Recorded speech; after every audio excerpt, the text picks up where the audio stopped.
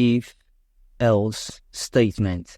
So basically, the if-else statement in Python is used to make decisions and to control the flow of a program based on whether or not the condition is true or false. Let's say you have a job and you work really hard and you believe you deserve an increase in your salary or a raise. And then you walk up to your boss and you tell him that you deserve a raise because you've been really working hard. And then your boss looks at you, agrees with you, but says, I will give you a raise if you can make more than 100,000 naira at the end of the month. So now you think to yourself, if I make more than 100,000 at the end of the month, I get a raise, else I get nothing. So that's basically how the if-else statement works. Whenever the condition is true, the program will run.